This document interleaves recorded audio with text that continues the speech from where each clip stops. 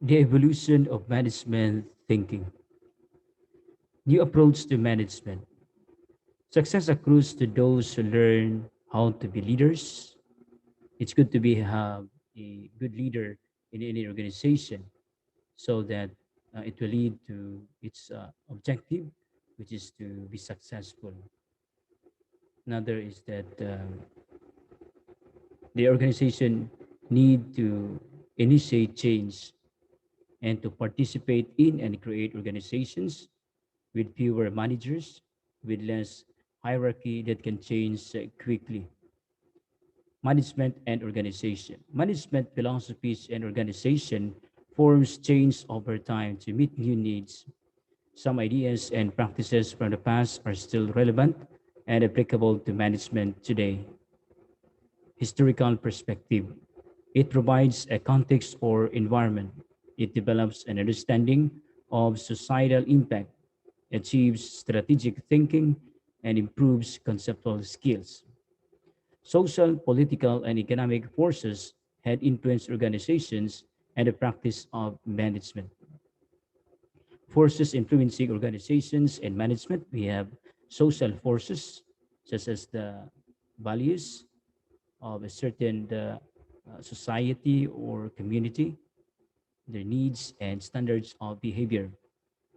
Another force that influence organizations and management is what we call political forces. These influence of political and legal institutions on people and organizations. We also have economic forces. These are forces that affect the availability, production, and distribution of a society's resources among competing users. Management perspectives over time. We can see in this illustration how management perspectives change or has been developed over time. On the years 1870 down to 2010. For 1940, it's more on the classical perspective about management, while on 1990 to 1930, it's more on the humanistic perspective. It looks more on the importance of the human person. We talk about management. And then from 1990 to 1940, it's now becoming a management science perspective. And then for 2000, for 1950 to 2000, it's more on a systems theory. And then for 1970 to 2000, it's contingency views. And for 1980 to 2000, it's total quality management. So it's more on the integration of the different functions and processes for the improvement of the quality of goods and services offered by certain organization in order to achieve 100% customer satisfaction and zero defects. Then for 1990 to 2010, it's more on the learning organization. And then from 2000 to 2010, it's a technology driven workplace. All right, for classical perspective, it's around 3000 BC. Rational scientific approach to management make organizations efficient operating machines. Right, so it's being classified into three: scientific management, bureaucratic organizations, and administrative principles. Scientific management, it was popularized by Taylor. It's its general approach goes like this: it has been developed a standard method for performing each job, selected workers with appropriate abilities for each job, trained workers in standard method, supported workers by planning work and eliminating interruptions. It provided wage incentives to workers for increased output. Scientific management contributions. It demonstrated the importance of compensation for performance. It initiated a careful study of tasks and jobs, demonstrated the importance of personnel and their training. However, there are criticisms. It did not appreciate social context of work and higher needs of workers. It did not acknowledge a variance among individuals, and it tended to regard workers as uninformed and ignored their ideas. Bureaucracy organizations. We have here the person of the name Max Weber from 1864 to 1920. It's prior to bureaucracy organizations, European employees were loyal to a single individual rather than to the organization or its mission. Resources used to realize individual desires rather than organizational goals. Systematic approach look at organization as a whole. We have here bureaucracy organizations. Okay, we have here the principle on division of labor with clear definitions of authority and responsibility. Positions organized in a hierarchy of authority. Managers subject to rules and procedures that will ensure reliable, predictable behavior.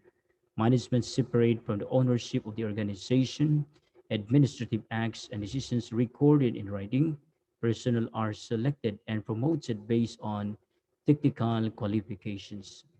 Administrative principles.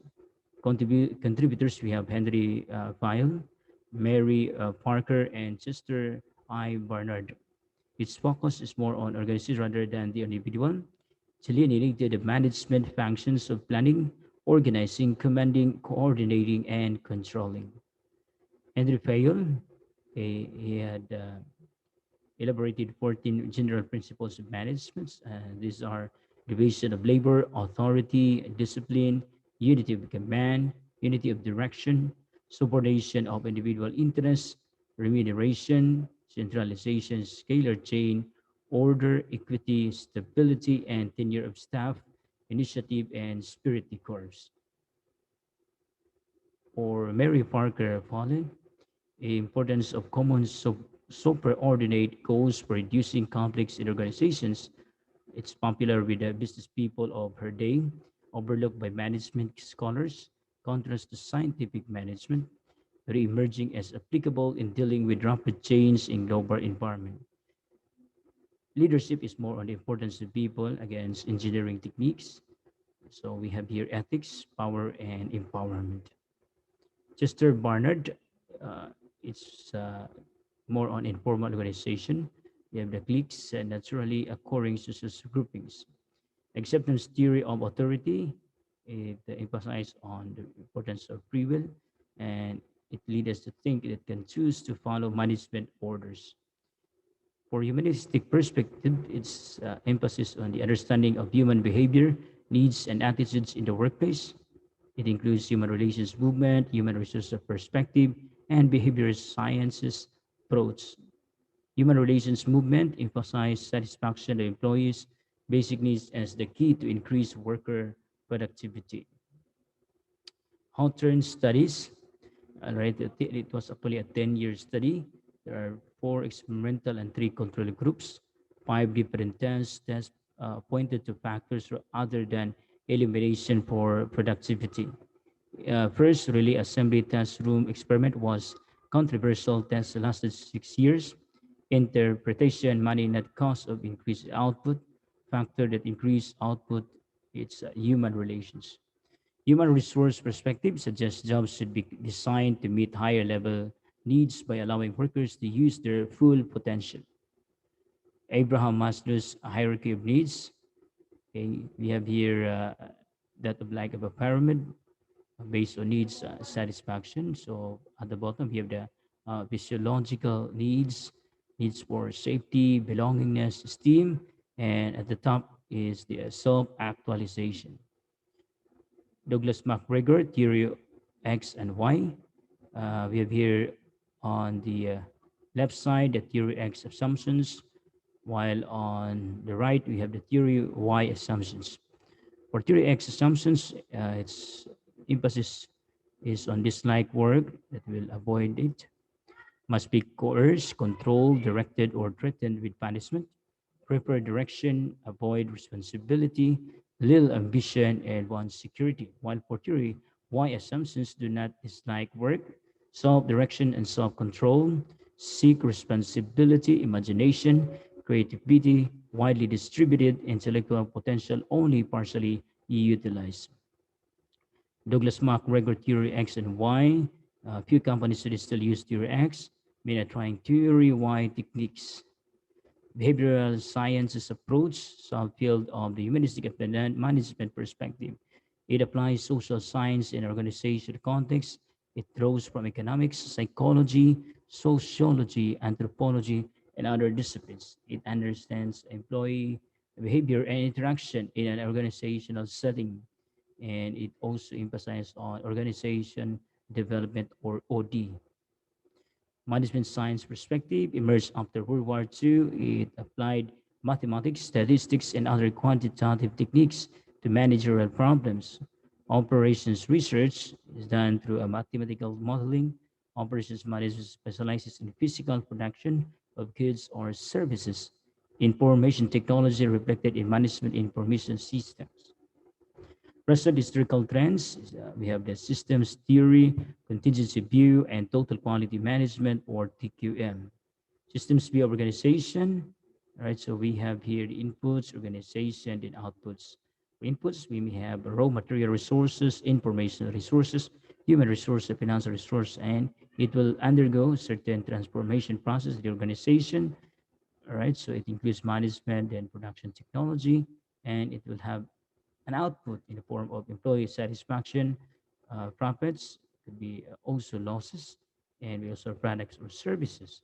And the feedback coming from the customers, all right, so will be used to enhance or improve the inputs in order to transform it to better output.